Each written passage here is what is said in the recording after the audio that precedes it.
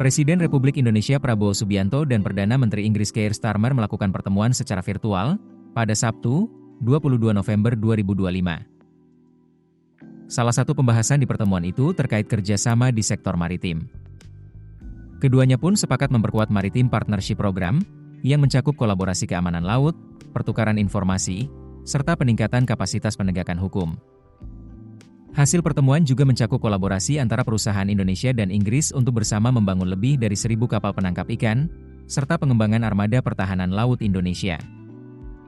Prabowo menekankan bahwa kapal-kapal itu akan dibangun di Indonesia dengan keahlian dan teknologi dari Inggris. Melalui kemitraan yang bersejarah ini, kita akan mengembangkan dan membangun kapal-kapal tersebut di dalam negeri, dengan dukungan keahlian, pengalaman, dan teknologi dari Inggris. Program ini menandai babak baru hubungan bilateral Indonesia-Inggris, kata Prabowo, dalam keterangannya. Kemitraan itu bernilai 4 miliar pound sterling atau sekitar 87,7 triliun rupiah, yang dilaksanakan melalui kerjasama antara perusahaan galangan kapal Indonesia dan Babcock International. Tujuan dari kerjasama ini adalah memperkuat industri perkapalan, pertahanan maritim, dan mendukung agenda ketahanan pangan dari hasil laut nasional. Pertemuan Prabowo dan Starmer via konferensi video itu membuka jalan menuju peluncuran resmi Indonesia-UK Strategic Partnership pada awal tahun mendatang, yang diharapkan menjadi tonggak baru dalam sejarah kerjasama kedua negara.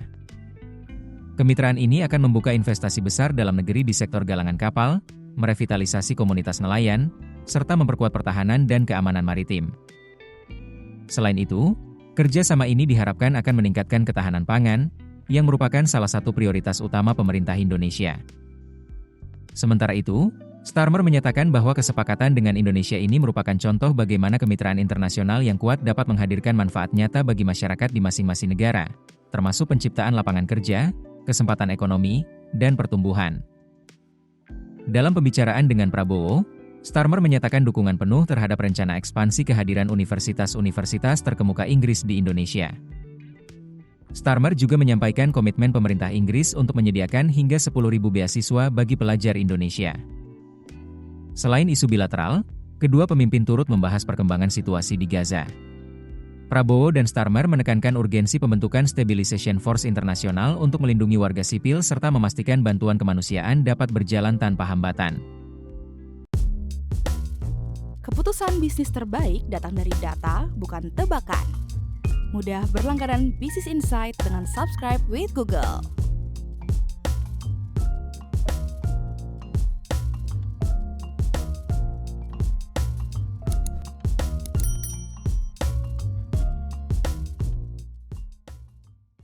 Download aplikasi Kontan sekarang di App Store atau Play Store.